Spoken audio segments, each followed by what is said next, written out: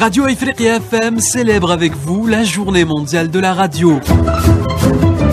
À travers un forum qui portera sur les défis climatiques en Afrique. En direct sur nos ondes et nos plateformes numériques. Radio Ifriqiya FM, la voix africaine.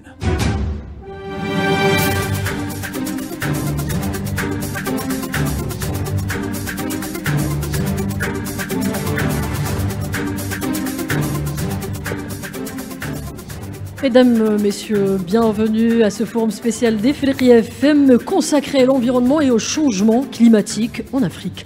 Alors c'est un honneur de vous retrouver aujourd'hui pour aborder ensemble l'un des défis majeurs de notre époque.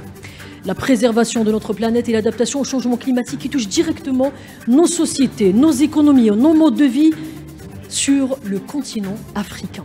Je tiens à saluer chaleureusement la présence de monsieur le directeur général de la radio algérienne, monsieur Adel Slarji, et des cadres de la radio algérienne, également mon directeur, le directeur d'Ifriqiya FM, monsieur Mohamed Saïm. Je salue nos experts et spécialistes qui nous éclaireront par leurs analyses et propositions, ainsi que tous nos invités engagés pour un avenir plus durable, mais un salut aussi particulier également à la presse, dont le rôle est essentiel pour informer et sensibiliser sur ces enjeux cruciaux. Sans plus tarder, allons directement dans le vif du sujet. Alors proclamé en 2011 par les États membres de l'UNESCO et adopté par l'Assemblée générale des Nations Unies en 2012 comme journée internationale des Nations Unies, le 13 février est devenu la journée mondiale de la radio. Cette année, l'UNESCO a choisi radio et changement climatique comme thématique. C'est un fait. Les radios contribuent à la réalisation des objectifs internationaux en accompagnant par exemple les populations face au changement climatique grâce à la diffusion de l'information factuelle, la parole donnée aux auditeurs, les émissions dédiées, etc. Alors l'année 2025 marque un tournant décisif pour la lutte contre le changement climatique, conformément aux objectifs de l'accord de Paris, qui exige un pic des émissions de gaz à effet de serre avant leur déclin. L'Afrique, particulièrement vulnérable, subit un réchauffement accéléré depuis 6 décennies, entraînant des phénomènes climatiques extrêmes aux conséquences socio-économiques dévastatrices. Comment le changement climatique impacte-t-il l'Afrique ? Ce sera la question centrale de notre forum, mais avant d'aller en profondeur, écoutons ce mot d'ouverture de la ministre algérienne de l'Environnement et de la Qualité de Vie, Nedjiba Djilali. السلام عليكم. فورم إفريقيا FM بمناسبة اليوم العالمي للإذاعة أتقدم إلى كل الصحفيين للإذاعة الجزائرية وبالأخص إفريقيا FM بأحر التهاني. نحن هذه السنة تحت شعار الإذاعة والبيئة. في هذا الشعار نحن قطاع البيئة وجودة الحياة لابد أن نشكر كل العمل التي تقدمه الإذاعة لمرافقة قطاع البيئة وخاصة في مجال التوعية البيئية، العملية التحسيسية وأيضا الوقوف على الإطار المعيشي للمواطن. شكرا لكم.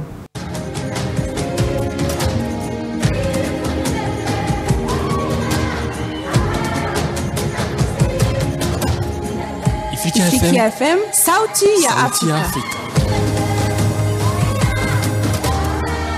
Kupitia FM 98.4 kutoka Tamanrasset, 105.6 kutoka Alger, 93.2 kutoka Constantine, 88.6 kutoka Oran. Ifriqiya FM, sauti ya Afrika.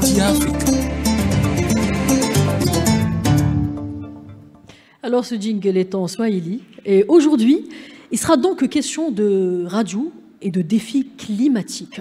Et pour en débattre, permettez-moi de vous présenter nos invités.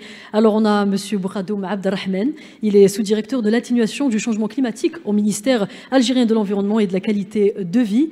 Nous avons aussi M. Mahfouz Kaoubi, expert en géoéconomie et en finance. Nous serons également accompagnés par Ahmed Kateb. M. Ahmed Kateb est chercheur en sciences politiques et consultant à Ifriqiya FM également. Et nous avons le plaisir en outre d'avoir avec nous Ammari Abdelhadi, expert en hydraulique et en hydroclimatologie. Ouvrons alors le débat avec une question liée directement à notre thématique. Je commence avec vous, Monsieur Ammari Abdelhadi. Je rappelle, comme je viens de le dire, que vous êtes expert en hydraulique et en hydroclimatologie. Alors, pourriez-vous d'abord nous dresser un état des lieux sur les changements climatiques en Afrique ? Bonjour tout le monde. Donc tout d'abord, merci pour l'invitation afin de débattre de cette thématique très importante pour le monde entier, pour l'Afrique en particulier. Donc le changement climatique, tout d'abord, c'est le dérèglement du climat. Donc c'est les variations brusques, brutales des paramètres climatiques. Donc cela impacte directement le monde entier et principalement l'Afrique. L'Afrique est vulnérable, pourquoi? Parce que une grande partie de la population africaine est directement liée au travail de la terre, aux activités agropastorales, etc.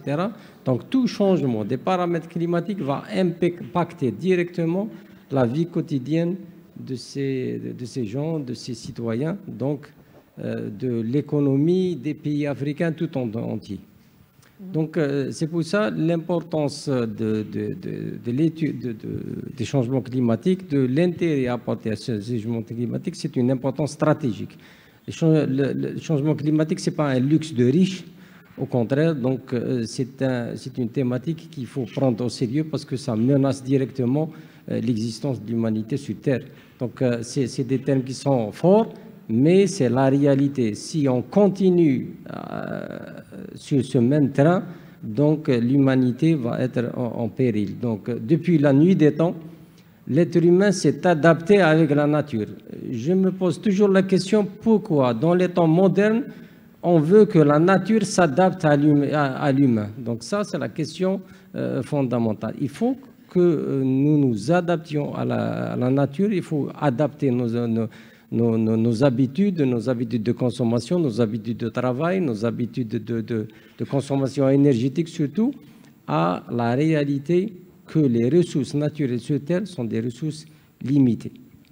Donc, on va continuer avec le débat sur le niveau qu'a atteint le changement climatique en termes de hausse des températures, en termes de fonte des neiges, en termes de hausse des niveaux de la mer qui menacent directement plusieurs pays, qui menacent même des pays de disparaître carrément. Il y a des pays qui sont à même 1 mètre ou 2 mètres de dénivelé par rapport au niveau de la mer. Donc, ils sont très, très menacés. Donc, ça, c'est une question à porter avec une attention particulière. Il y a même des rapports qui disent qu'en 2060, il y a des pays qui vont carrément disparaître. Exactement, exactement. Oui. Et alors, la parole est à vous, Monsieur Bouradoum Abdelrahman. Et je rappelle que vous êtes sous-directeur de l'atténuation du changement climatique au ministère algérien de l'Environnement. Ma question pour vous est, quels sont les efforts consentis par l'Algérie pour pallier aux problèmes climatiques dans le pays et la région? Merci beaucoup, madame. Tout d'abord, permettez-moi de vous remercier pour cette invitation et de vous féliciter à l'occasion de la Journée mondiale. Et je me félicite aussi parce que cette année, ça coïncide avec les changements climatiques. Ça dénote de 2 choses. C'est le rôle très important que la radio, elle véhicule pas seulement l'information, mais elle sensibilise une tranche de population, et aussi la problématique de la thématique des changements climatiques.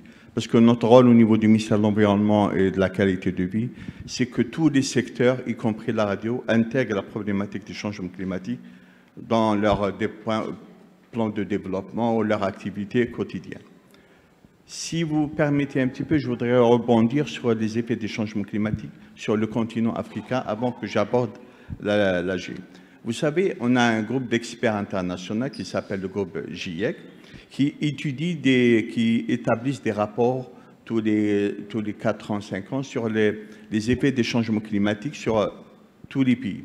Il a constaté que le continent africain, il contient les plus grands points sensibles aux effets des changements climatiques, on les appelle les hotspots, c'est-à-dire tout ce qui est tous les effets, par exemple la sécheresse, les inondations, les diminutions de précipitations, tout ça se sont focalisés sur l'Afrique, sachant qu'une augmentation de la température au niveau du continent africain, par exemple, une augmentation de 1 degré, ça représente un effet non seulement non négligeable sur l'économie, notre expert peut-être va développer un peu plus, mais on a une augmentation, alors pour une hausse de température de 1 degré, on a une diminution du PIB qui peut atteindre jusqu'à 12%.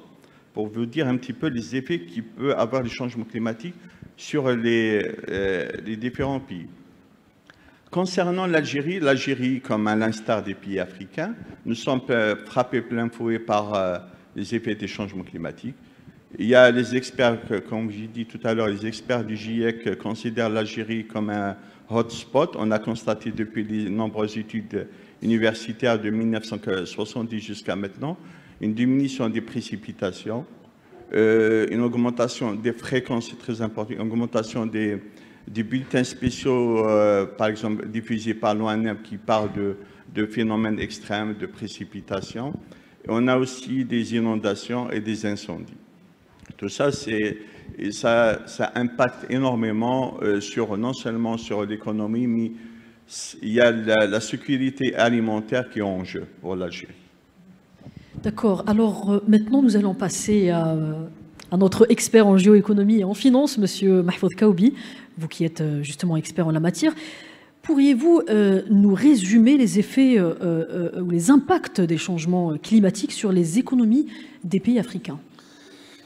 Oui.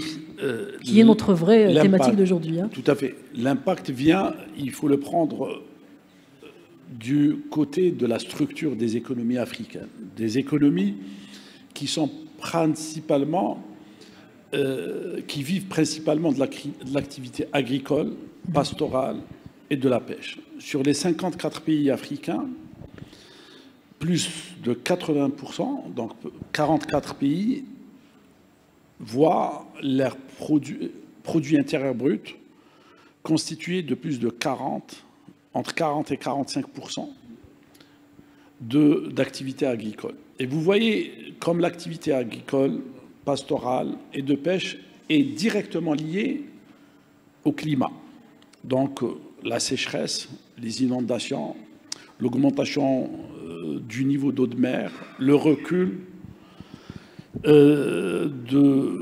des côtes et une place beaucoup plus importante du Sahara dans la structure, la nature des terres de certains pays.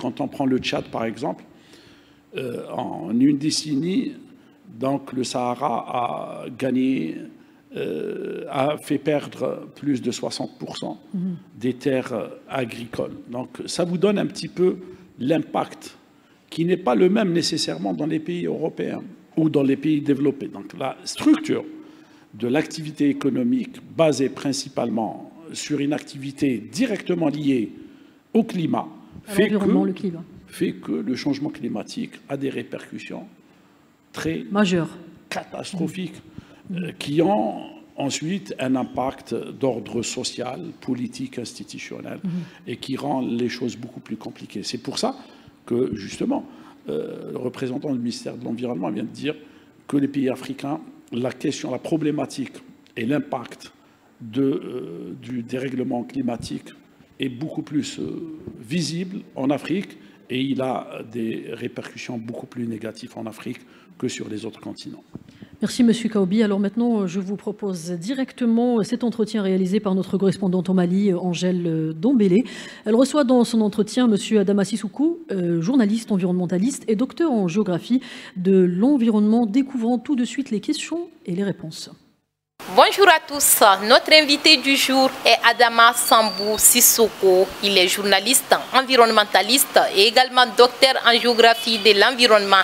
Avec lui, nous aborderons les questions liées au changement climatique, son impact sur les économies africaines, ainsi le rôle que doivent plutôt jouer les Africains en matière d'adaptation et d'atténuation face à cette menace climatique.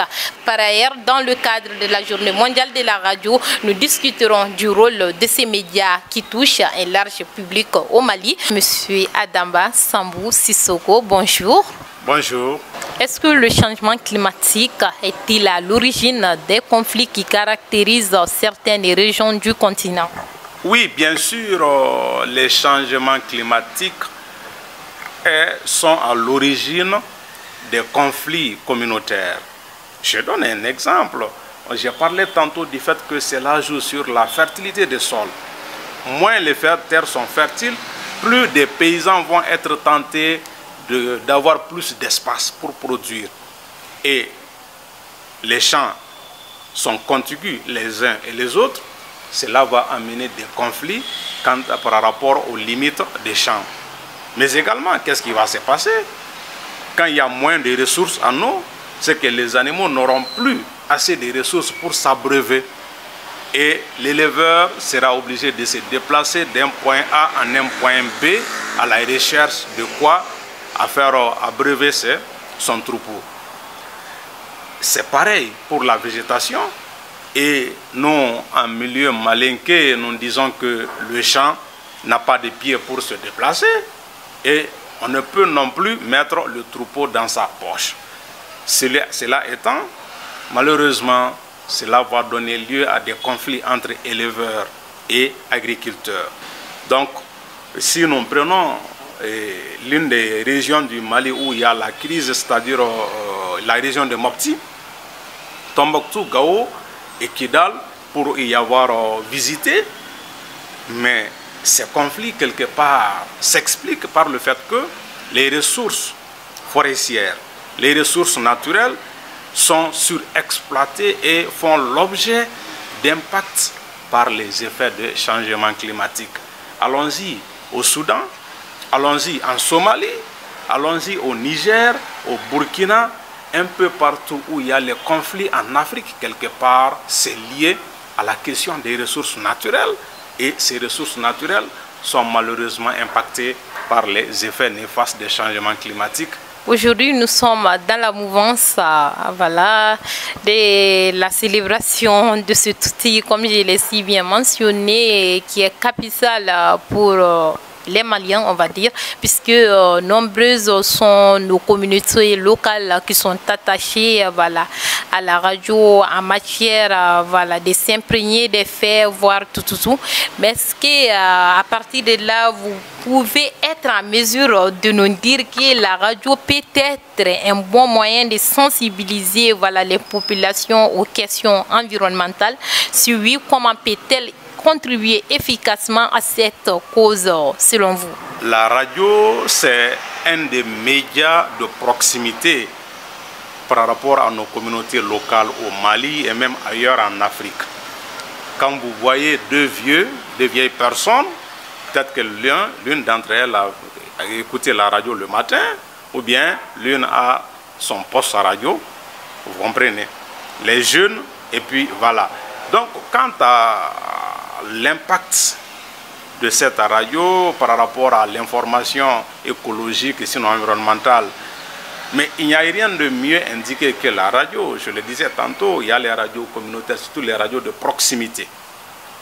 Nous, également, il nous arrive d'envoyer des messages au niveau des radios de proximité pour mieux impacter sur le terrain. Car la radio qui est au sein de la communauté peut donner l'occasion à monsieur le maire, qui est l'élu de la communauté, pour passer un message. Elle peut du moins donner l'occasion à monsieur le sous-préfet de passer un message, comme les services techniques qui sont sur le terrain.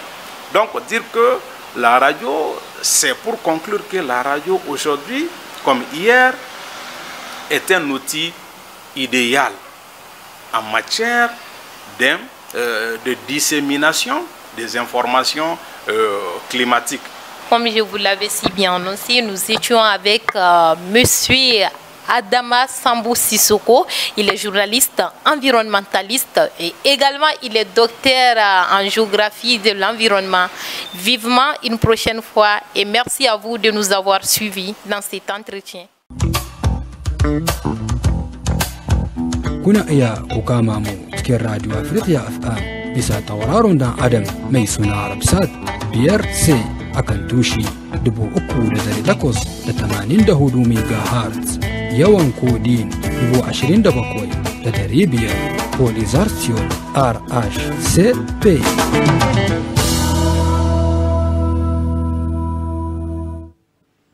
Ce jingle est également en langue Hausa et c'est là que vient votre tour, monsieur Ahmed Ket. Vous êtes chercheur en sciences politiques et consultant à Africa FM. Alors, ma question pour vous, est-ce que vous partagez l'avis de monsieur Sissoko, interviewé par Angèle Dembélé, notre correspondante au Mali. Sinon, comment pourriez-vous décortiquer ces rapports entre changement climatique et les conflits évoqués par M. Sissoko? Tout à fait. Bon, d'abord, merci pour l'invitation. Il y a un rapport dialectique, il est vrai, entre les changements climatiques et les conflits sociétaux que connaît la région du Sahel et au-delà la typologie des conflits qui a un petit peu évolué dans cette région. C'est vrai que le Sahel est l'une des régions les plus impactées à travers le monde par les changements climatiques. On parle de plus 2 degrés Celsius, disons, à très court terme, d'ici 2040, ce qui est énorme, ce qui est effrayant pour la région, c'est-à-dire 1,5 fois la moyenne mondiale concernant le réchauffement climatique. Le Sahel connaît 1,5 fois 1,5 de plus que la moyenne mondiale. C'est quelque chose d'effrayant. Ça veut dire qu'à nos frontières sud, il y a une véritable bombe à retardement. Et là, je vais expliquer le sens de cette dialectique. Pourquoi? Parce que les changements climatiques impactent directement les populations. Et lorsqu'on dit impacter les populations, ça veut dire qu'il y a déjà une accélération de la croissance démographique.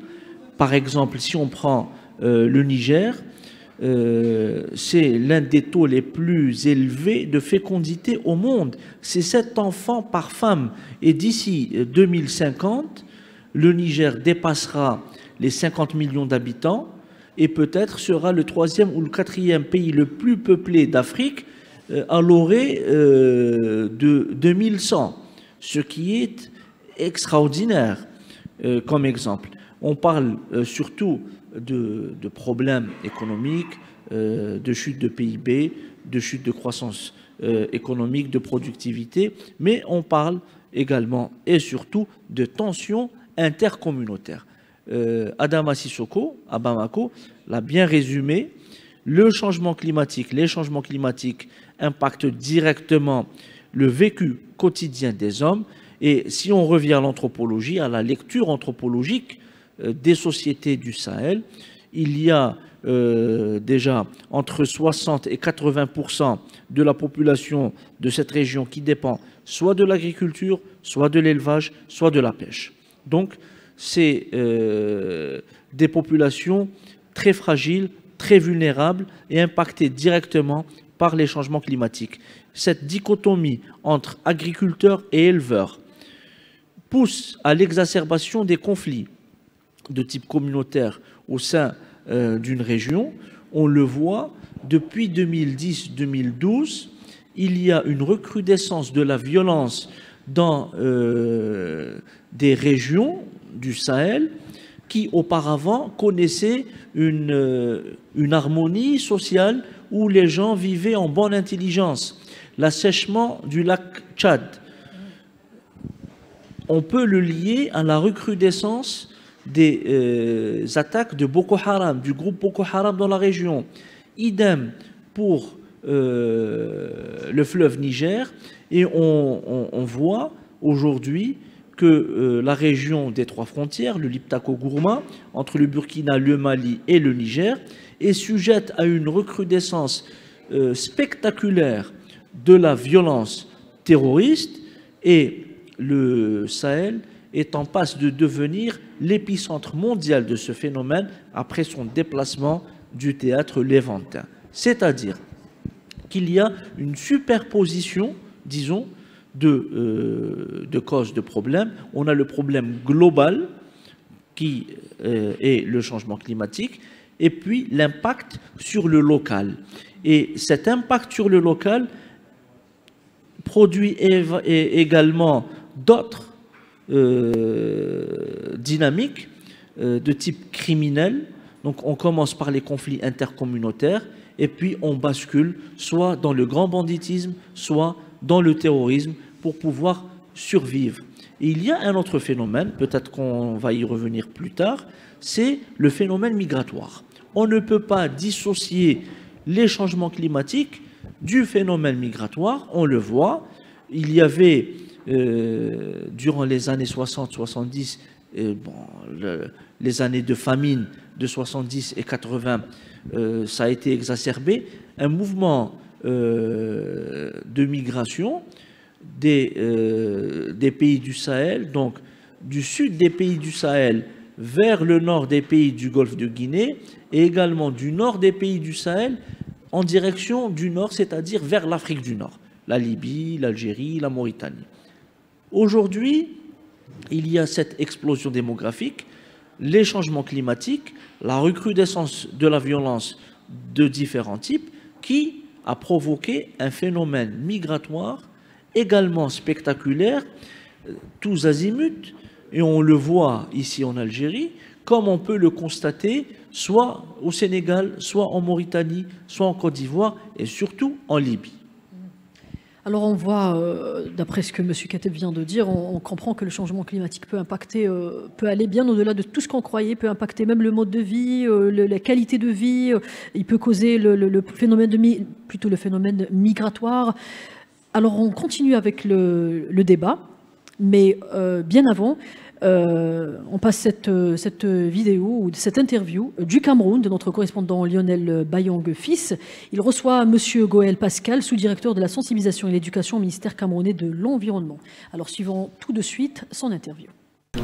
Mesdames, Messieurs, bonjour, bienvenue au Cameroun. Alors dans le cadre encore de cette émission environnementale, nous avons le plaisir de rencontrer M. Goël Pascal, qui est le sous-directeur de la sensibilisation et l'éducation environnementale. Alors M. Goël, bonjour. Bonjour Monsieur Lionel Bayon et merci de nous donner l'opportunité ce matin de nous exprimer. Alors Monsieur le directeur, d'entrée de jeu, quel est l'état des lieux environnemental au pays et quelles sont les mesures prises par l'État du Cameroun pour pallier aux différents manquements s'il y en a? L'état des lieux d'une manière globale, nous pouvons dire qu'il n'est pas rayonnant. Parce que vous le constatez, le Cameroun, à l'image de tous les autres pays, pas seulement de l'Afrique, je vais dire même planétaire, connaît beaucoup de difficultés sur le plan climatique. Vous entendez parler un peu partout des changements climatiques, qui est l'un des 3 défis environnementaux auxquels le Cameroun fait face. Donc à côté des changements climatiques, comme un autre défi, nous avons la perte de la biodiversité, et aussi la pollution. L'État du Cameroun fait pour pouvoir parler à ces difficultés? Bon, le Cameroun n'est pas resté bras croisés face à ces situations. Déjà, comme vous le savez, le gouvernement, le président de la République a créé tout un ministère, un département ministériel en charge des questions environnementales. Ça témoigne déjà de l'importance que le pays accorde à l'environnement. Et à côté de cela, le pays a ratifié tous les accords et les conventions, que ce soit au niveau national, régional, interrégional, voire même planétaire. Quelle est dans cette logique la coopération mise sur pied dans la sous-région pour manager, j'ai envie de dire, la préservation de l'environnement? Il faut noter de prime abord qu'au niveau sous-régional, les responsables n'avaient pas beaucoup pensé aller ensemble, se mettre ensemble pour créer une résilience climatique. Voilà pourquoi je pense que ça justifie le fait que tous ces derniers temps, nous avons beaucoup de déplacés climatiques. Nous avons beaucoup de difficultés. L'inflation, même au niveau des marchés et autres, c'est dû au fait qu'au niveau régional, les gens ne s'y étaient pas pris à temps. Donc vous voyez par exemple la COP, tout ceci se faisait au niveau planétaire. Mais tous ces derniers temps, avec ces changements, avec la réticence des grandes puissances qui prennent des décisions et ne respectent pas à leurs décisions, c'est en ce moment que les responsables au niveau régional comprennent qu'il faut trouver une politique d'abord au niveau régional afin de parler d'une même voix africaine. Le Cameroun a connu la France qui est venue, on va dire ça, travestir la politique, qui a imposé une certaine politique au Cameroun. Est-ce que ces batailles n'ont pas amené l'environnement à avoir un coup? La faune n'a pas connu de désagréments? Lorsque nous faisons allusion aux différentes étapes conflictuelles que le Cameroun a connues, nous ne pouvons pas nous empêcher de dire que l'environnement a pris un coup dans tous les sens. Déjà, vous savez, sur le plan de l'exploitation de la nature, si nous prenons seulement du bois, jusqu'à aujourd'hui, nous voyons comment les billets du bois sortent de notre pays, les grumes, ça part.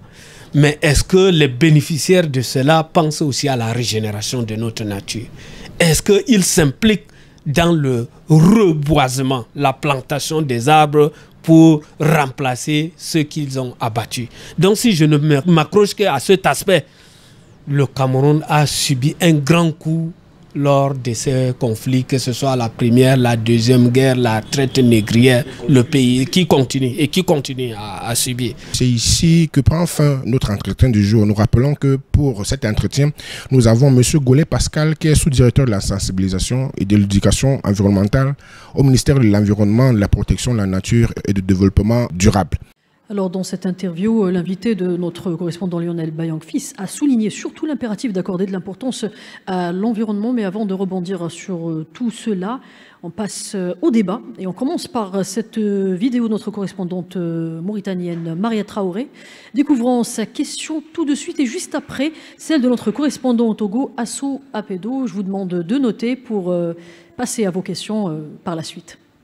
Maria Traoré depuis Nouakchott, correspondante du Ifriqiya FM. Moi, j'ai deux questions à poser dans ce forum. La première, c'est que comment l'Afrique doit renforcer sa résilience face aux chocs climatiques, la gestion de l'eau, l'irrigation, l'énergie hydroélectrique, mais aussi les infrastructures sensibles au changement climatique. La seconde, est-ce que réellement les différentes COP, dont la COP 19 à Bakou, prennent-elles en compte la réalité du contexte africain dans les réponses qu'elle apporte? Je vous remercie. Bonjour à toutes et à tous, je suis Assou Apedo, correspondant de Ifriqiya FM au Togo. Concernant le forum qu'organise Ifriqiya FM sur le thème l'environnement et la radio, j'ai deux questions à poser. Ma toute première question concerne l'irrégularité des pluies et qui a de conséquences néfastes sur l'agriculture en Afrique de l'Ouest et plus précisément au Togo. J'aimerais savoir s'il y a vraiment une politique nationale et au niveau régional pour lutter contre les irrégularités de pluie. Et s'il y a vraiment cette politique, quels sont les mécanismes mis en place pour pouvoir aider ces paysans, ces agriculteurs qui cultivent de petites terres, mais qui sont de bons contributeurs pour que le pays puisse avoir, ou bien pour que nos pays puissent avoir de ce qu'il faut pour pouvoir consommer. Ma deuxième question constitue le problème de l'érosion côtière. En Afrique de l'Ouest, tous les pays qui sont sur les côtes sont confrontés à ce qu'on appelle l'érosion côtière. Par exemple, ici au Togo, nous avons déjà deux routes qui sont déjà englouties sous la mer. Et j'aimerais savoir s'il y a une politique régionale solidaire qui lutte contre ce phénomène qui est en train de prendre nos terres. Et j'aimerais savoir s'il y a vraiment une politique régionale, quelles sont les implications des organisations internationales comme l'ONU et autres pour pouvoir apporter leur soutien aux pays africains qui sont confrontés à ce phénomène. Alors, je laisse d'abord nos experts répondre aux questions. Donc, comment, Traoré a posé surtout la question, comment l'Afrique renforce sa résilience face au changement climatique, Monsieur Ammari? Merci. Donc, c'est une question qui est très, très importante. Aussi, donc, comment faire face au changement climatique? Donc, il faut premièrement s'adapter au climat qu'on a. Donc, faire un bilan des ressources qu'on a, des ressources renouvelables, et les ressources dont on a besoin. Donc aussi, en termes de transition énergétique, on ne peut plus continuer à consommer de l'énergie comme on le fait maintenant. Donc il faut passer vers la transition énergétique, favoriser les énergies vertes afin de diminuer les émissions des gaz à effet de serre et afin de diminuer de ce fait les effets négatifs du changement climatique. Donc, parce que des fois, le citoyen lambda peut se poser une question. Comment la fonte des neiges à des dizaines de milliers de kilomètres de chez moi peut impacter ma vie? Donc, elle peut impacter directement parce que chaque année, il faut savoir que le monde perd plus de 1200 milliards de tonnes de glace. Donc c'est chaque année, c'est des millimètres en plus des niveaux océaniques et des niveaux des mers qui ont perturbé les courants océaniques, qui perturbent aussi la répartition pluviométrique et les phénomènes climatiques. Tout ça, donc le monde est lié suivant un équilibre dynamique divin, un équilibre dynamique parfait. Donc, toute action visant à mobiliser la ressource en eau sans tenir compte de ces aspects climatiques influe négativement sur la continuité de l'exploitation de ces ressources. Donc, tout d'abord, il faut avoir cette culture, cette climate attitude, donc cette culture climatique, et enlever de la tête cette idée que le climat, c'est la question des riches, c'est pas notre question. Notre question, nous, c'est d'avoir un morceau de pain sur la table quand on rentre le soir. Donc aussi, il y a une question importante de l'intervenant du Togo concernant la répartition, l'irrégularité des pluies et son impact. Exactement. Oui. Donc on sent depuis le siècle passé, la fin du siècle passé, une diminution des précipitations totales sur l'ensemble du continent africain, avec l'augmentation des événements extrêmes. Donc par exemple, juste en Algérie, on a perdu 30% des précipitations depuis les années 70.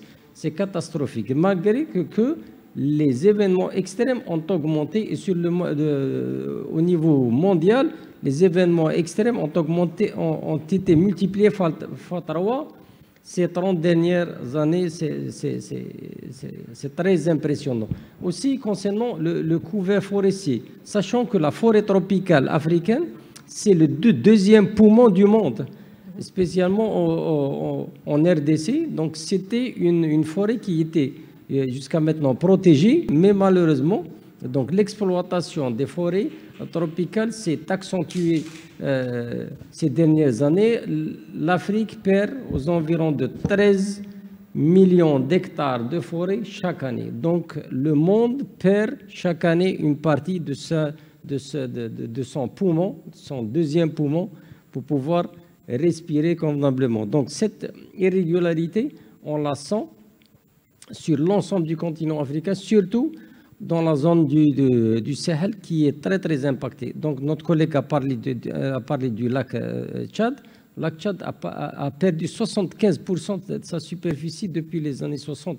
C'est incroyable. Il y avait des millions de gens qui dépendaient exclusivement dans leur vie de ce lac. Donc ils ont été dépourvus de leur seule source de vie, donc durant les dernières années. Donc l'action, elle doit être faite. Donc si on lit par exemple le rapport Stern sur the Economics of Climate Change, donc Robert Stern insiste sur le fait que le coût de l'inaction est beaucoup plus important que le coût de l'action.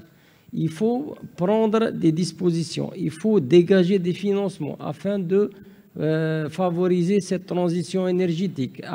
Il faut changer nos habitudes de consommation d'énergie, d'eau, etc. Ça, c'est très important. Merci, Monsieur Ammari. Alors, la question de notre correspondant du Togo est très pertinente. J'aimerais vous laisser aussi rebondir là-dessus. Monsieur Bouradou. Merci beaucoup. Tout d'abord, vous avez posé, les collègues et les amis ont posé la question sur s'adapter au changement climatique. Il faut savoir que pour s'adapter, on doit passer par une case très importante, c'est la case des négociations au niveau international.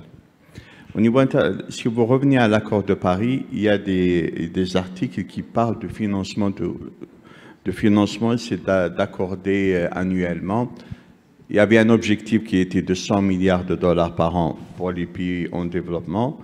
Maintenant, avec la dernière COP, ça a augmenté à 300, ce qui est très insuffisant parce que certains pays ont réclamé jusqu'à 1200 milliards de dollars pour mettre en place des actions d'adaptation. Il faut savoir que les négociations sont très difficiles avec les pays en développement. Le groupe africain lorsqu'il négocie avec les autres pays, directement, il pose trois problématiques. C'est le financement des actions de résilience pour les pays et le transfert technologique et le renforcement de capacités. Pour le premier, ça n'a pas été atteint, même pour les autres. Vous allez me dire l'adaptation. Il y a l'Union africaine qui a mis en place une feuille de route, qui est la stratégie africaine pour les changements climatiques. Il y a un groupe de ministres africains de l'environnement qui s'appelle AMSEN. Ils se réunissent avec les négociateurs africains. Ils établissent une feuille de route. Il y a aussi une feuille de route de l'Union africaine, ça s'appelle Horizon 2063. C'est une feuille de route qui a détaillé toutes les actions vis-à-vis de l'amélioration du cadre de vie africain. Il y a la composante changement climatique. Pour vous dire un petit peu que la question de lutter contre les changements climatiques passe par les financements.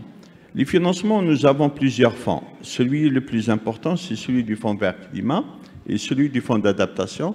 Certains pays africains se plaignent de la complexité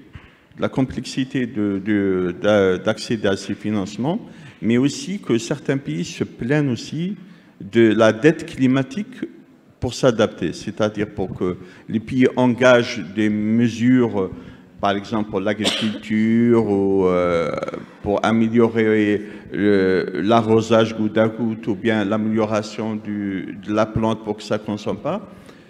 Il y a de l'argent, il y a du financement, mais les bailleurs de fonds ne vous donnent pas de l'argent, ils vous prêtent. Et ça augmente les dettes pour les pays africains et c'est un énorme problème que fait face de nombreux pays.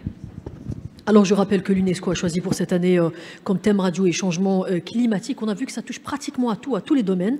Et maintenant je vous laisse répondre parce que nos experts ont répondu pratiquement à toutes les questions. Donc je donne la parole à l'assistance, à la presse pour poser des questions à nos experts.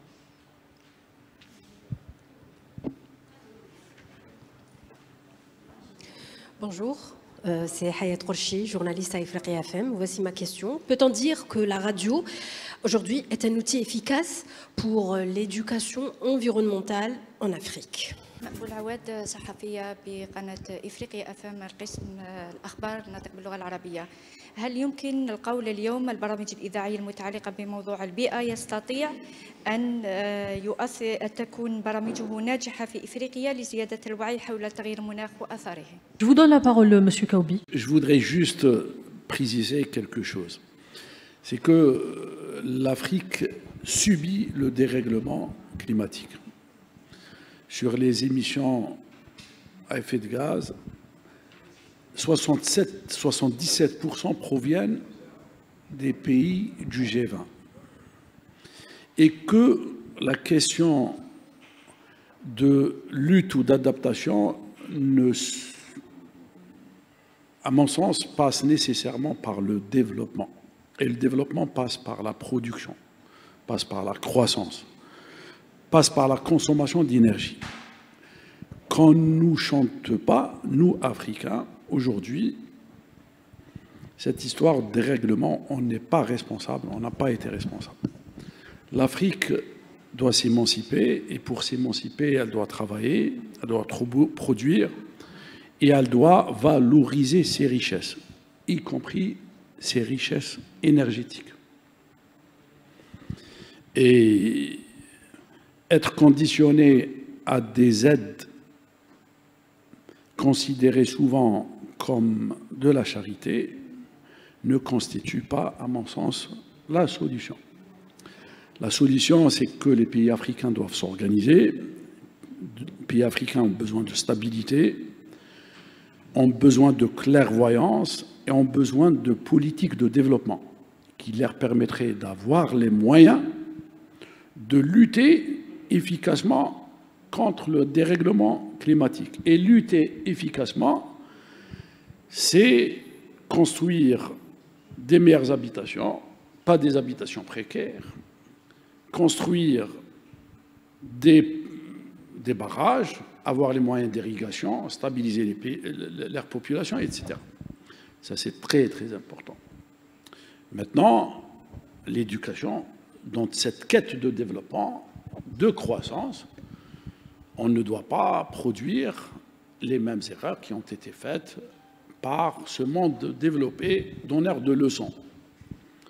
On doit être rationnel, on doit préserver notre environnement. Et là, l'éducation, elle est très importante.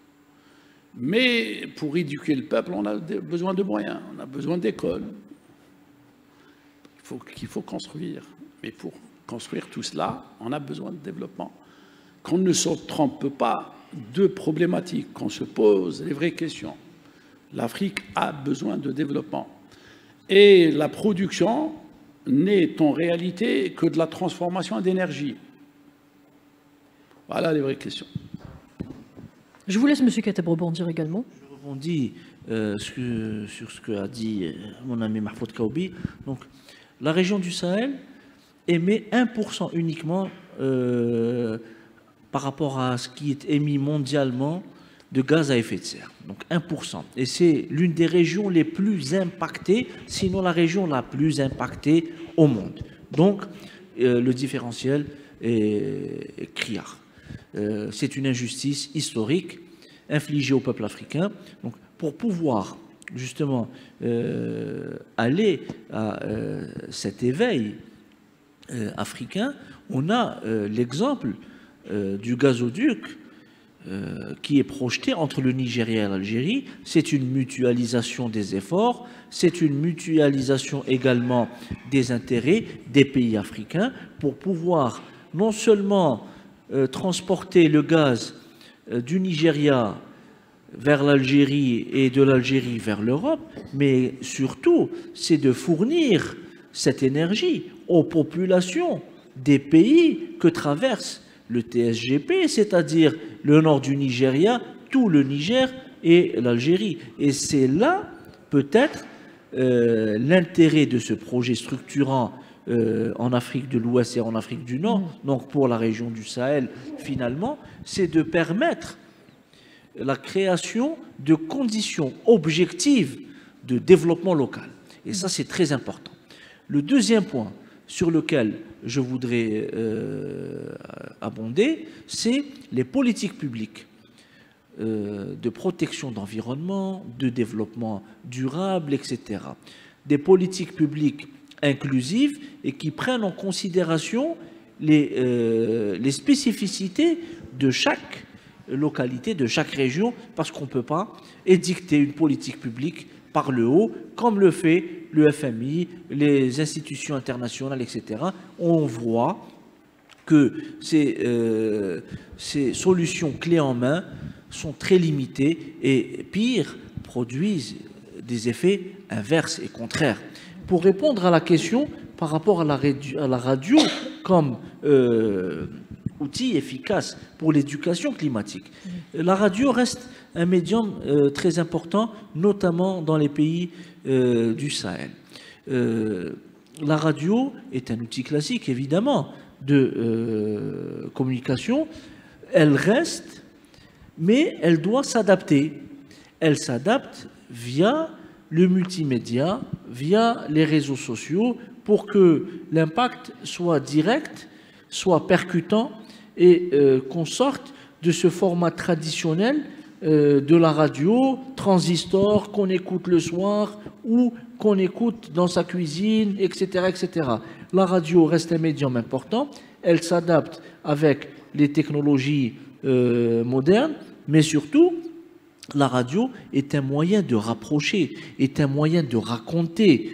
Et là, c'est les genres journalistiques qui entrent en considération pour cette éducation climatique et environnementale, c'est-à-dire raconter les success stories, les storytelling, raconter ceux qui font bouger les lignes, ceux qui ont démontré une résilience à ces problèmes. Et ce sont ces exemples qui vont créer un effet domino pour pouvoir entraîner les populations locales vers cet esprit environnemental, vers cet esprit de challenge face au changement climatique. C'est quelque chose de très important. La radio reste et demeure un média important, notamment en Afrique, et son impact est capital si on sait, si on peut, si on maîtrise cette transition du format traditionnel classique vers un format numérique, donc raconter, montrer un peu d'infographie, sensibiliser beaucoup d'images. Mais la sensibilisation découle justement de ces storytelling, de ces success stories, de ces histoires qui font rêver. Et c'est là où la radio reste un média premium, disons. Monsieur Boukhadoum. Merci beaucoup, madame. Il faut savoir que dans le début de mon intervention, j'ai parlé du rôle de la radio dans la sensibilisation. La radio a cette particularité, c'est qu'elle touche une large population. Et elle a cette particularité, même qu'elle porte des messages. L'histoire de l'Algérie l'a démontré au passé, lors de la Révolution, la radio a porté la voix de l'Algérie. Et maintenant, elle peut porter des idéaux, elle peut porter un slogan, la lutte contre les changements climatiques. Il faut savoir que notre ministère de l'Environnement et de la Qualité de Vie a mis en place des formations spécialement pour les journalistes, parce qu'on est convaincu qu'ils sont à l'avant-garde de lutte contre les changements climatiques et surtout en général sur la protection de l'environnement. Nous avons mené des actions de sensibilisation, puisque pas moins de 700 journalistes, tout presse, médias et tout, ont bénéficié de ces formations. Nous sommes disposés aussi à apporter notre savoir-faire à la radio pour permettre de véhiculer un message de sensibilisation vis-à-vis des changements climatiques ou bien en général la protection de l'environnement.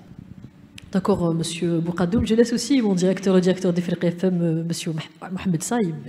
Merci à vous. Moi, j'aimerais rebondir sur ce qu'a dit monsieur Boukhadoum. Vous avez répondu à une question que j'allais poser, mais je vais la reposer autrement. C'est cette relation que le ministère de l'Environnement a avec les médias, notamment la radio.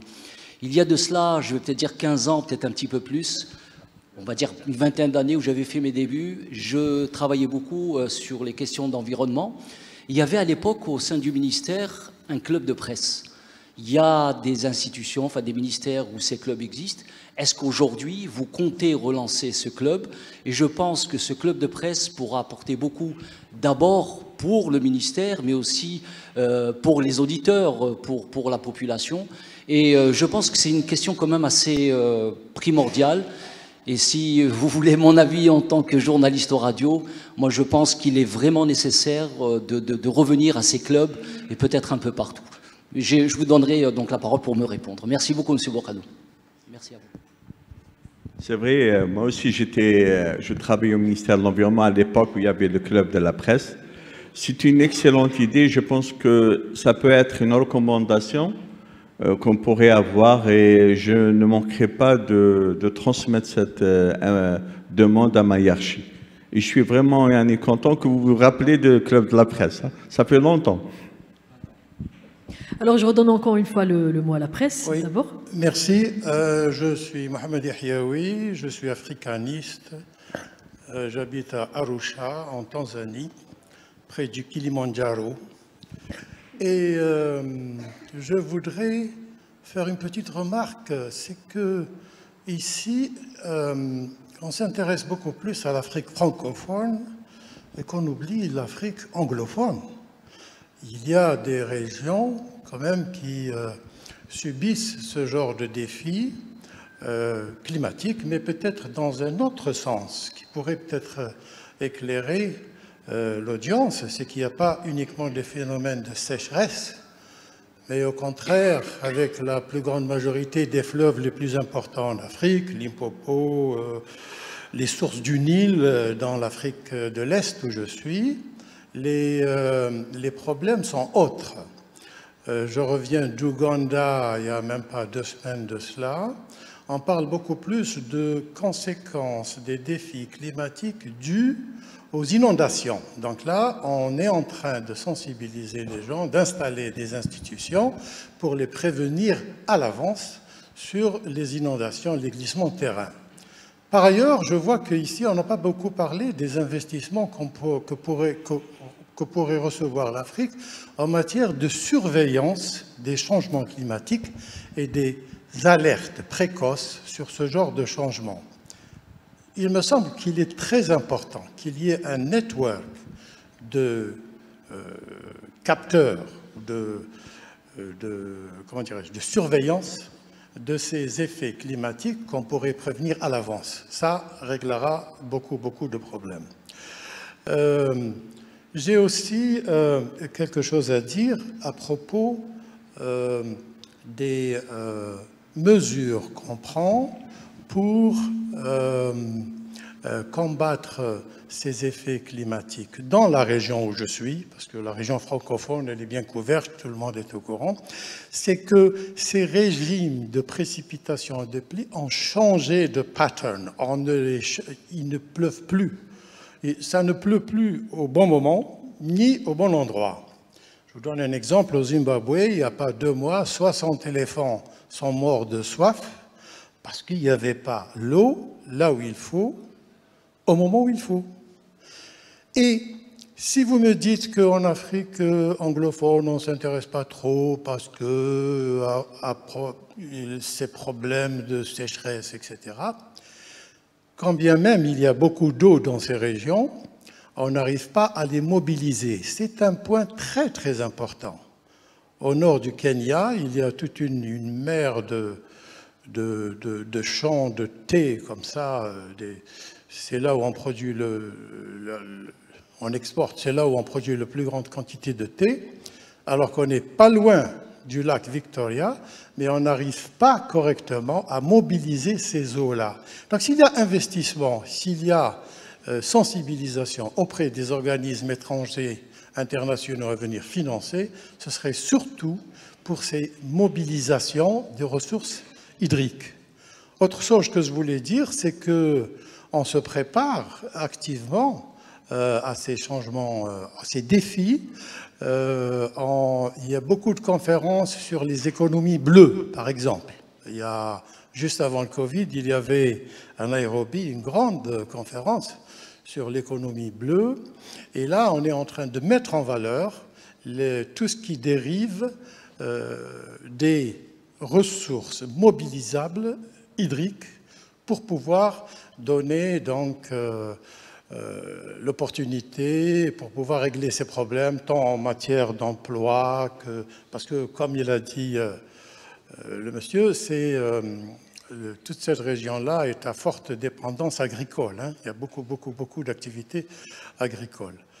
Voilà, je voulais juste qu'on s'intéresse un peu plus à l'Afrique anglophone, s'il vous plaît.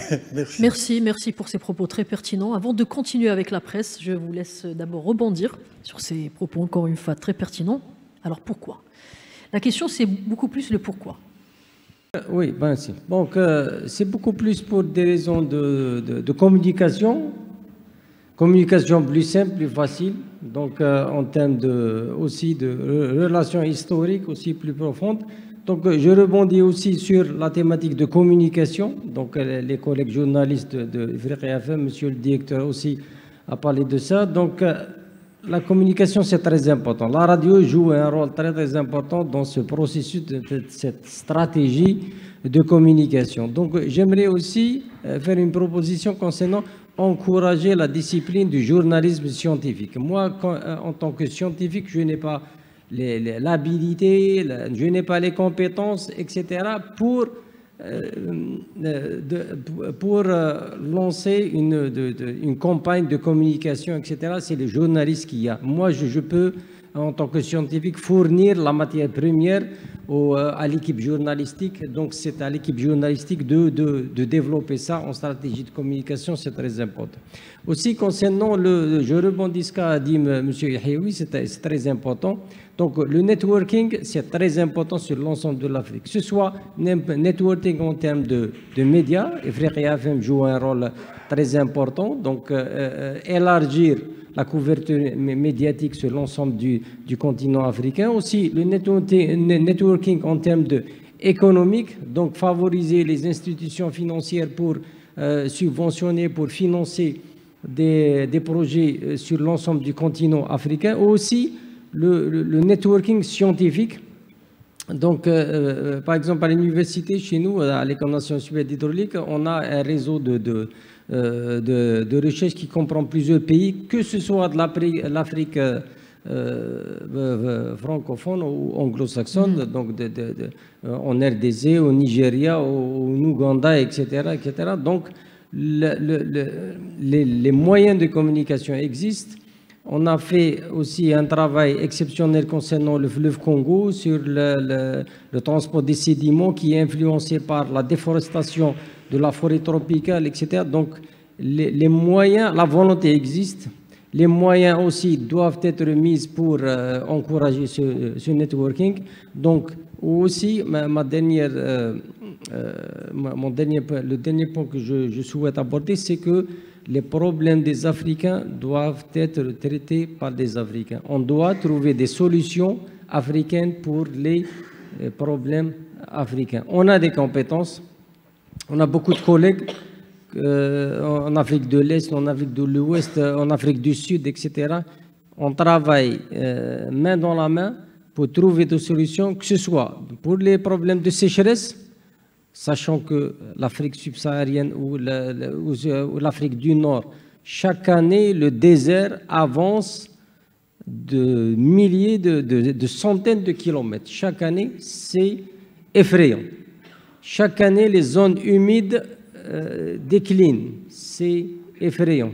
Donc, on travaille aussi sur les problèmes d'inondation, surtout, par exemple, avec les collègues du Congo, on a travaillé sur les inondations. On se souvient des inondations de l'année passée à Kinshasa. Donc, c'était des inondations spectaculaires. Donc mon dernier message, c'est de renforcer tout type de réseau en Afrique, que ce soit économique. Et de ma part, en tant que scientifique, j'aimerais bien aussi renforcer la mobilité des étudiants, la mobilité des chercheurs sur l'ensemble du continent Afrique. Je vous remercie. Merci, M. Ammari. Je vous laisse rebondir alors, M. Saïd.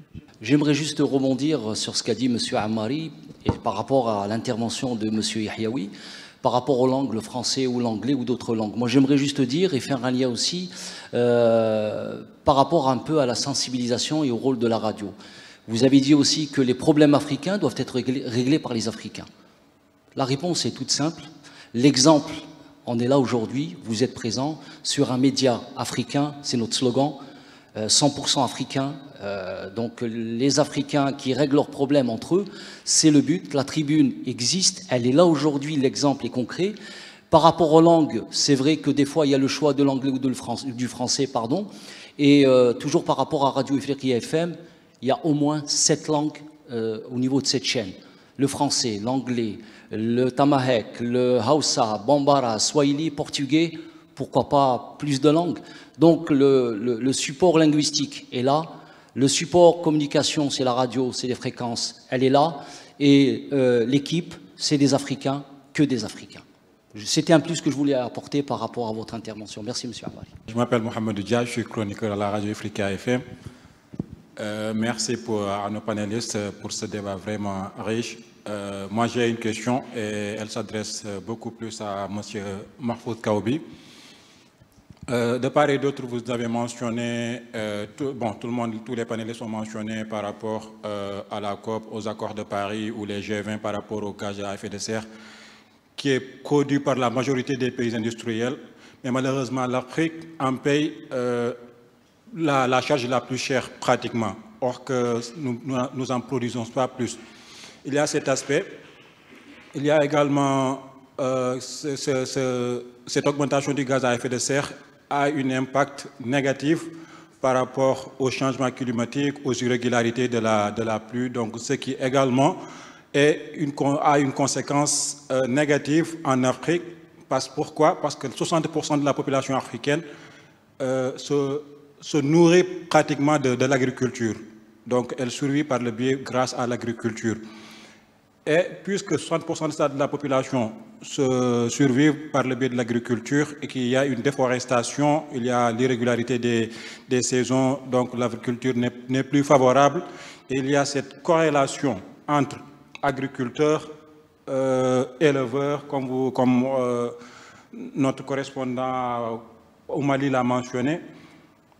Donc, si nous ne pouvons pas recevoir des charités, comme vous l'avez mentionné, donc la solution, ce n'est pas d'avoir une charité par rapport au pays, à l'Occident ou au Moyen-Orient ou quel que soit le pays donateur. Selon vous, quelles sont les solutions innovatives ou quelles sont les solutions qui sont vraiment cruciales qu'on doit mettre en place pour essayer de transformer ces énergies que nous avons, que cela soit éolienne, que cela soit solaire, pour enfin lutter contre cette déforestation et permettre à l'Afrique de pouvoir se développer par l'agriculture et l'élevage qui sont des éléments vraiment très cruciaux pour le développement d'un continent ou d'un pays. Alors, Monsieur Kaoubi, je rappelle, avant de vous laisser répondre, que vous êtes expert en géoéconomie et en finance. Quelle est votre réplique? En deux mots, le mot développer ou se développer est un verbe d'action, pardon. Le verbe développer, c'est un verbe d'action. Et l'action ne vient que des concernés, donc des Africains. Moi, je ne dis pas qu'il faut arrêter de militer pour bénéficier d'aide, de financement, etc. Pas du tout. L'action la plus importante, l'action principale, c'est de mettre en place des politiques de développement, de valoriser ces territoires, d'avoir combien de pays ont des schémas de développement des villes ou des régions mises en œuvre et qui sont adaptés aux dérèglements climatiques. Très peu, parce que les grands problèmes en Afrique, c'est des problèmes de stabilité politique, c'est des problèmes de manque de visibilité, de vision, de stratégie de développement. Et en termes de priorité, c'est de cela qu'il s'agit. Donc, si on n'a pas d'institutions qui sont capables de développer, je parle de tous les pays africains, hein, de concevoir des politiques de protection de l'environnement, de promouvoir des politiques d'éducation en matière de préservation d'environnement.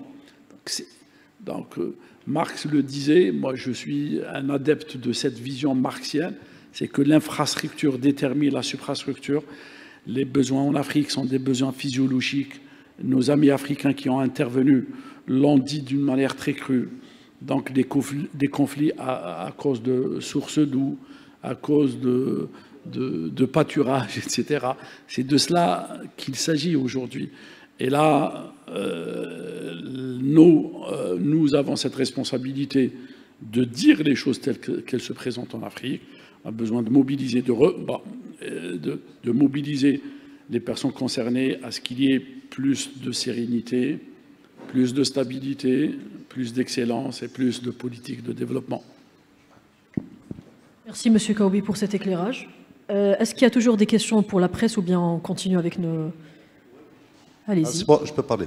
Je me présente, c'est Semel Larabi, je suis journaliste dans un site africain, c'est Africa Inside.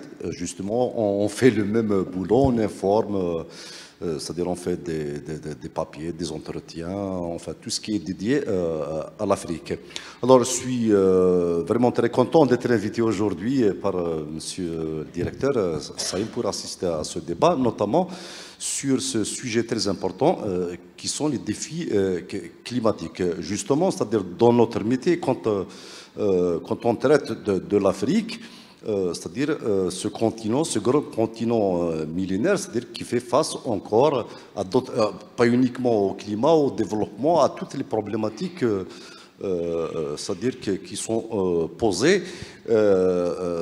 D'ailleurs, quand on parle tout à l'heure, le monsieur a parlé sur les éléphants, c'est-à-dire en réalité, à cause de la sécheresse, il y a des pays, des États qui permettent de chasser justement les éléphants pour faire nourrir leur population. C'est-à-dire, voici le drame où nous sommes arrivés. Et quand on traite justement de l'Afrique, on va rigoler un peu peut-être. C'est-à-dire justement quand on traite de l'Afrique, c'est-à-dire en fin de journée, des fois on se dit on doit consulter un psychologue ou un psychiatre.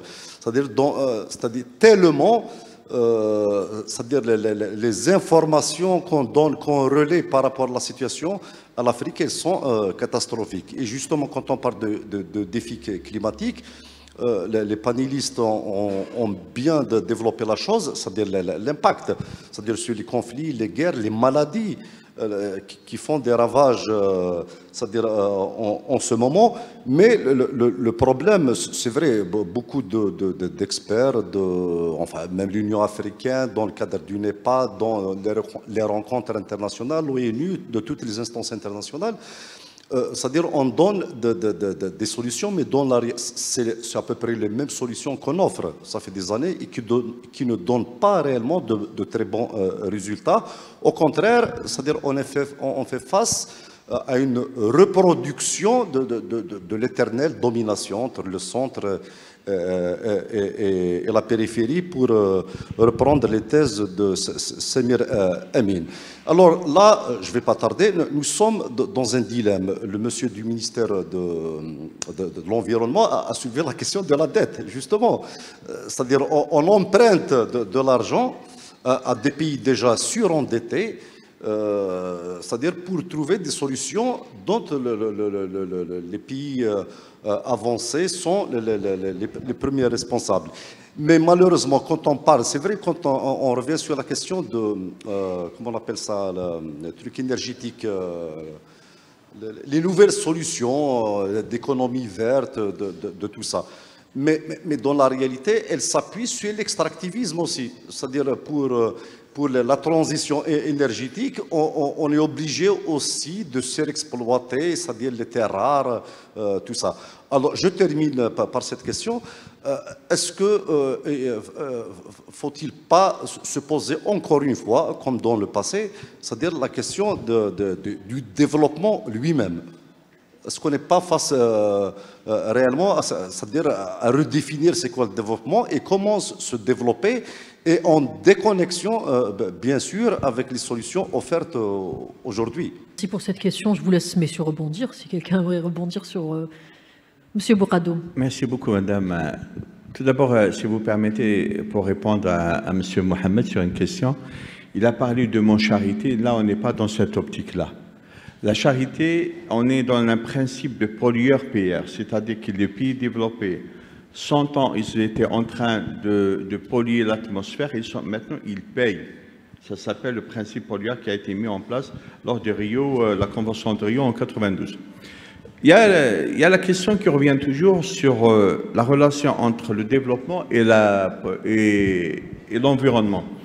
Certains, pour dire extrémistes environnementaux, vous diront qu'il faut laisser tomber tout ce qui est développement parce que ça nuit. Mais c'est le contraire. La preuve, s'il n'y avait pas l'idée de protection de l'environnement, on n'aurait pas eu des panneaux photovoltaïques pour produire de l'électricité. Pour vous dire que la protection de l'environnement a été toujours un moteur pour l'innovation dans le domaine de la protection, dans le domaine de développement et de l'amélioration du cadre de vie. Maintenant, la question qui taraude toujours les pays africains, qui se sont tous devant ce dilemme-là, c'est l'argent. Et ça a toujours été même la question phare dans les négociations. La dernière, comme j'ai dit tout à l'heure dans mon intervention, il y avait la question de mettre en place des fonds pour lutter contre les effets, les dommages, ça s'appelle les dommages climatiques. C'est vrai que ça a été mis en place, le mécanisme, ça a été mis en place lors de la COP au niveau des Émirats. Et maintenant, il y a le mécanisme qui a été mis en place pour le financer. Mais je voudrais aussi parler de l'effort de l'Algérie dans le domaine de lutter contre les changements climatiques au niveau africain, parce que le président de la République a lancé l'initiative du mécanisme africain pour lutter contre les incidences des risques naturels, parmi eux les changements climatiques. Ce mécanisme a été adopté récemment par l'Union africaine Et si je ne me trompe pas, ce mécanisme sera abrité en Algérie pour lutter contre tous les phénomènes naturels. Toutes ces questions-là, vis-à-vis des changements climatiques, sont partagées par les négociateurs africains. Lorsque l'Afrique parle au niveau international, elle parle d'une seule voix. Il y a un groupe africain, il y a la présidence, elle est tournante. Et pour vous dire un petit peu qu'ils sont très actifs au niveau des COP pour porter haut la voix de l'Afrique. Merci beaucoup, Monsieur Bourkadoum. Je redonne toujours la parole à la presse. Bonjour tout le monde, je suis Sogodogo Adjara, chroniqueuse à la radio Ifriqiya FM. J'ai une première question, ensuite j'aimerais rebondir sur les mots que le monsieur a dit par rapport à l'Afrique francophone et tout. La première question est, la conférence de Bakou en 2024 sur le changement climatique, COP29, a-t-elle apporté des réponses satisfaisantes aux attentes des Africains? Ça, c'est ma première question. La deuxième, c'est plutôt un rebondissement. Moi, je pense que l'impossible n'est pas africain. Ce qu'il faut à l'Afrique, nos experts l'ont déjà dit, c'est un bon développement et de savoir gérer. Parce que quand on parle de développement, de gestion, si les personnes concernées dans le sens où nous sommes africains, mais si on ne prend pas conscience de l'intérêt que ce changement va nous apporter, on ne va pas aller loin. On va rester à d'indigner, chaque fois on va aborder des sujets et tout, mais ça ne va pas aboutir. L'exemple de cet événement aujourd'hui, je pense que dans les pays anglophones, ça doit se multiplier aussi.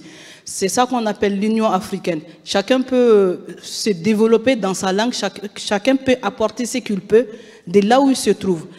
Petit à petit, on va rassembler les pièces de ce développement, de ce changement et tout. Moi, je donne l'exemple du Mali, précisément de mon village. Je suis une villageoise, voilà, de passage. Je viens du sud du Mali, où là le climat est très différent de Bamako, de Kayi ou bien peu importe. Nous, on est un peu plus proche de la Côte d'Ivoire. Récemment, j'ai appris que les jeunes qui sont dans mon village, ils ne partent plus au champ. Où est-ce qu'ils vont maintenant? Là où il y a les mines d'or. Parce que la pluie ne tombe pas comme il faut. Le monsieur l'a bien mentionné. Et quand il le faut, c'est toujours en retard ou bien soit c'est dépassé. Donc les gens pensent que rester attendre la pluie, qu'on ne sait pas si ça va venir ou bien on ne sait pas ce qui va se passer.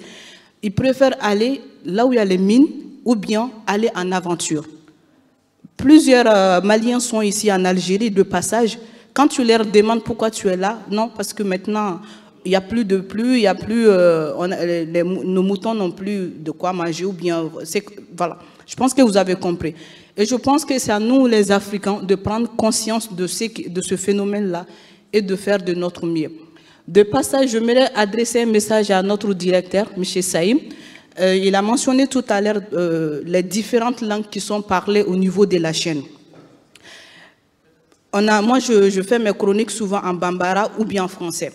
Là, c'est plus dans le domaine culturel. Ça serait bien aussi d'organiser des débats comme ça, dans différentes langues. Il y a Samuel qui parle Swahili, il y a ceux qui parlent des Touareg, Tamashek et tout. On peut aller aussi dans ce sens-là, ne pas rester dans le domaine culturel et voilà. C'est important pour moi pour poser cette question, mais je ne vais pas aller dans le sens où je m'appelle Samuel Akizimana du Burundi et je suis chroniqueur à Ifriqiya FM. Je ne vais pas aller dans le sens un peu plus technique parce qu'il y a trop de questions techniques qui ont été posées. Je pense que à la longue, les gens ils deviennent un peu fatigués.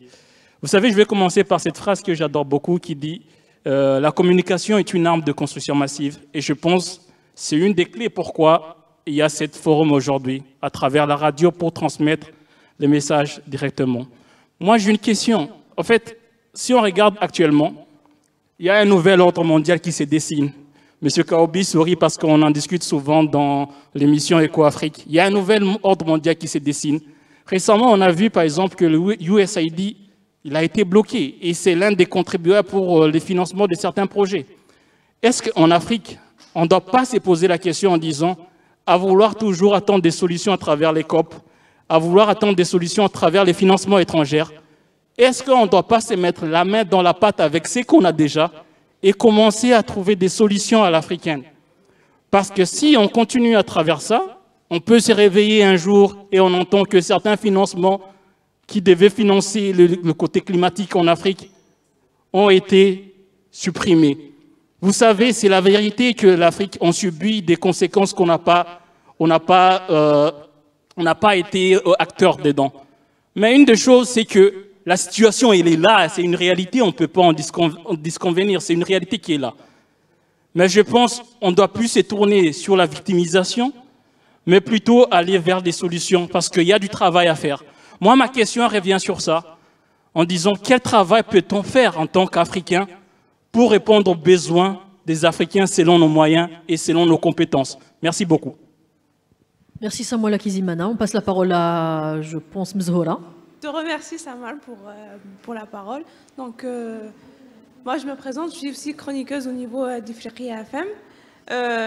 Bon, la question que j'allais poser, elle était posée par Samuel parce qu'on se concentre beaucoup plus sur l'économie aussi.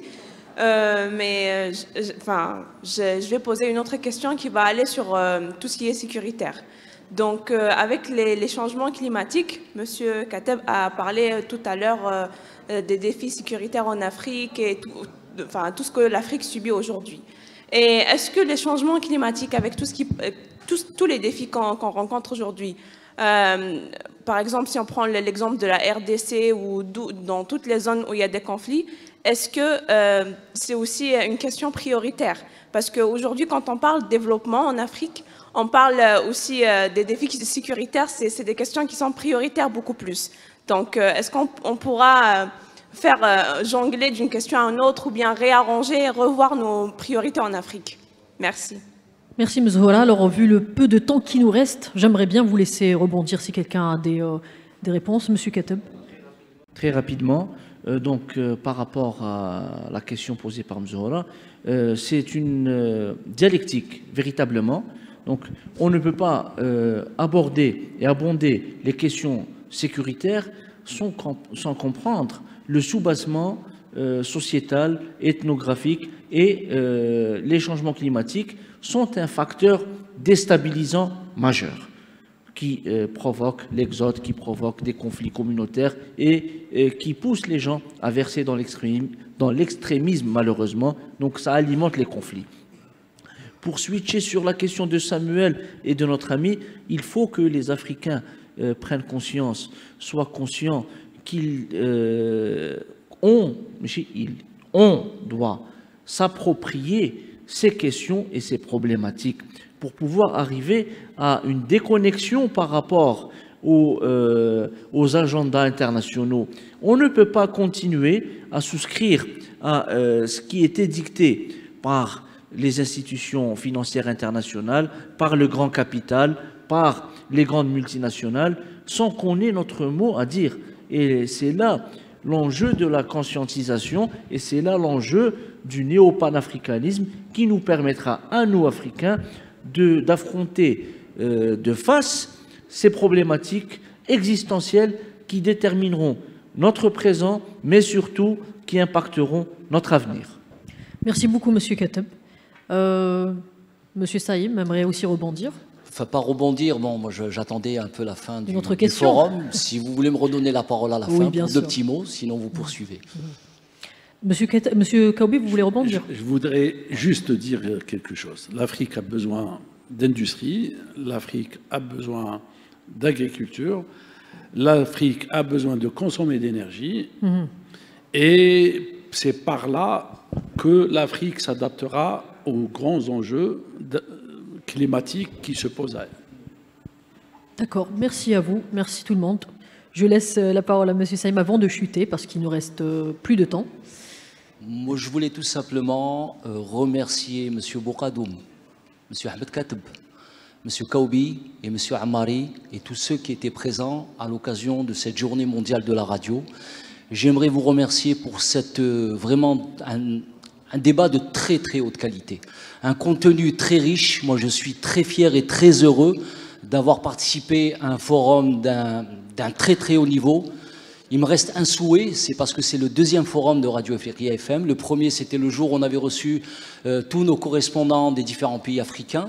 Aujourd'hui, c'est le deuxième, c'est vraiment une réussite, je vous le dis. Et mon souhait, c'est d'avoir d'autres forums comme celui-là et peut-être en délocaliser. Pourquoi ne pas faire le tour des universités? Pourquoi ne pas faire le tour de certaines wilayas et aller justement organiser des débats comme celui-là et inviter des jeunes à pouvoir participer et à poser des questions comme tous ceux qui sont là, qui ont posé des questions très pertinentes et on a eu des réponses. Je voulais tout simplement vous remercier et je vous dirai peut-être au prochain forum.